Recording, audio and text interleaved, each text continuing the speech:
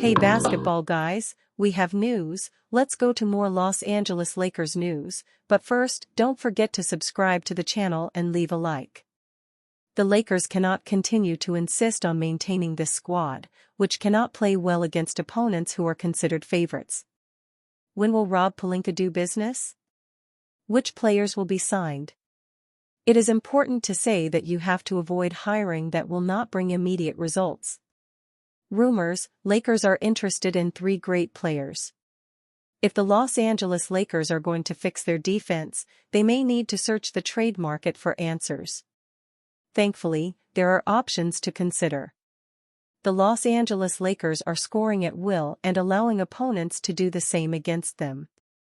It's one of the most frustrating elements of an otherwise intriguing start to the season, as first-year head coach J.J. Redick has cracked one code and struggled to decipher another.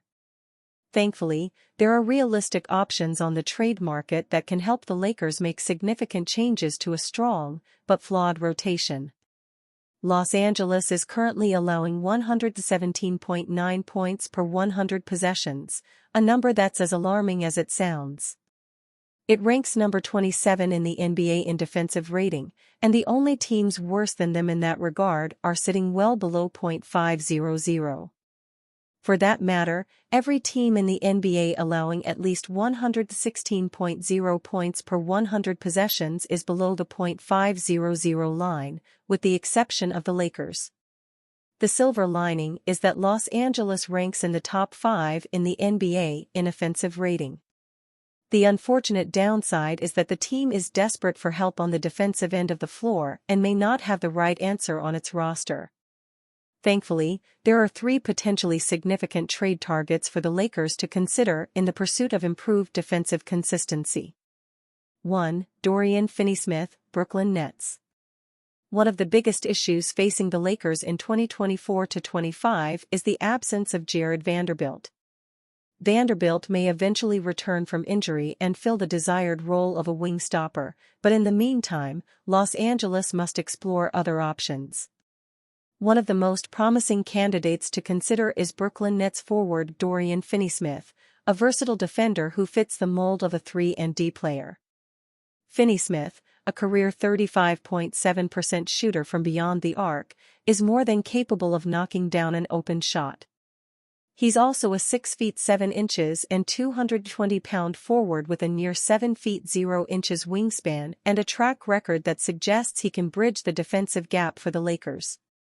At $14,924,167 for the 2024-25 season with a $15,378,480 player option that he could decline in pursuit of a bigger deal next summer, Finney-Smith is also an affordable trade target.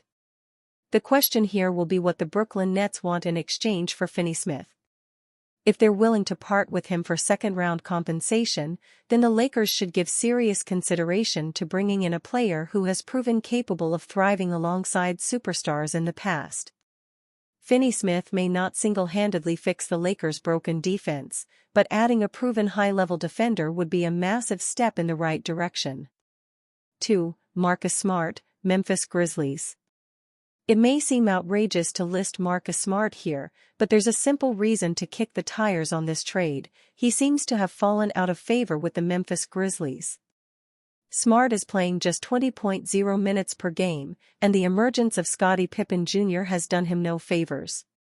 If the Grizzlies decide that moving on from Smart is an option, then the Lakers would be wise to swoop in and at least explore the potential for a deal. Smart carries a hefty salary at $20,210,285 for the 2024-25 campaign and $21,586,856 for the 2025-26 season. As such, there's obvious risk to be considered and weighed against the pros of a potential trade for the 2021-22 Defensive Player of the Year.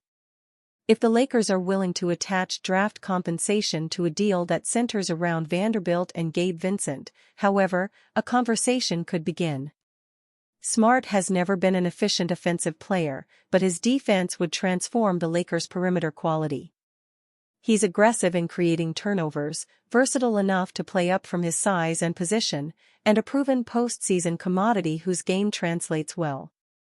There's financial risk involved in this decision, but taking a chance on Smart to become the unquestioned best defensive guard on the Lakers is a risk that would hold merit. 3. Jonas Valanciunas, Washington Wizards. Hear me out. No, Jonas Valanciunas isn't to be confused with an elite defensive player. He's serviceable in that regard, but there are flaws that must be acknowledged in terms of defending in space and operating along the perimeter. Very few issues are as pressing in Los Angeles, however, as the inability to keep opposing teams' post players and offensive rebounders at bay, and Valanciunas can resolve both of those issues. The Lakers currently rank number 20 in offensive rebounds allowed per 100 possessions and number 24 in second-chance points allowed. It's also number 27 in points allowed in the paint, all of which can be attributed to its inability to prevent heavier players from imposing their will down low.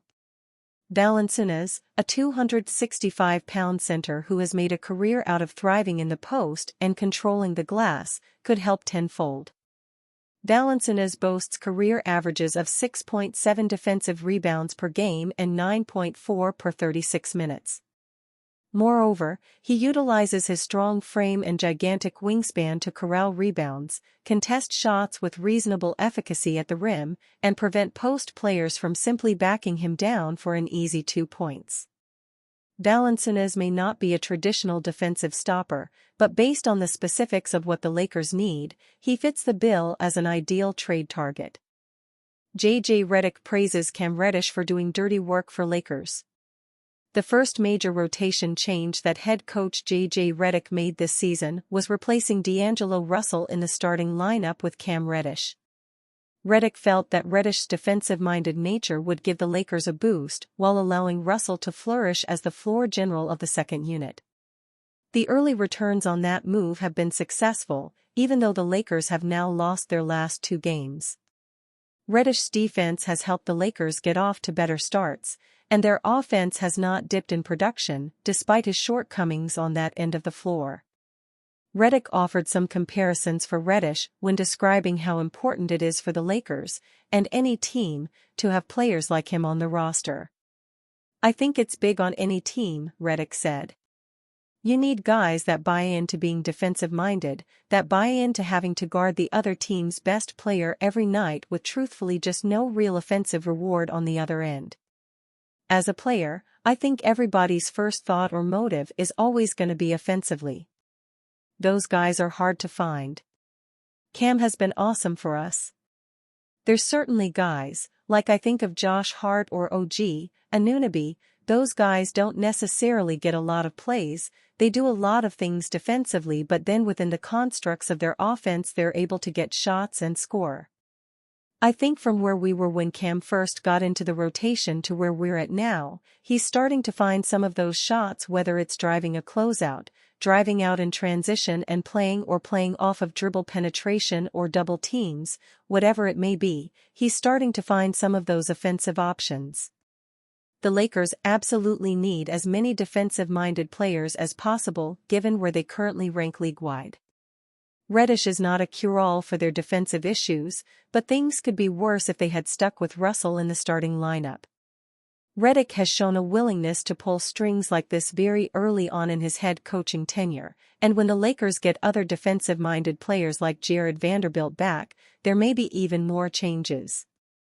J.J. Redick insists Lakers weren't haunted by Nuggets.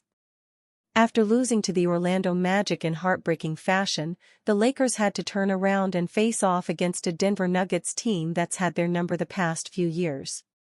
Even though the Nuggets were missing Aaron Gordon, they had no problem blowing out the Lakers in dominant fashion in the second half. Los Angeles looked like they had solved their woes against Denver as they built a 10-point lead in the first half before completely letting go of the rope in the third quarter. In the aftermath, Redick refused to believe that Los Angeles struggled because of their previous troubles with Denver, instead reiterating the team's overall lack of competitive spirit in the second half.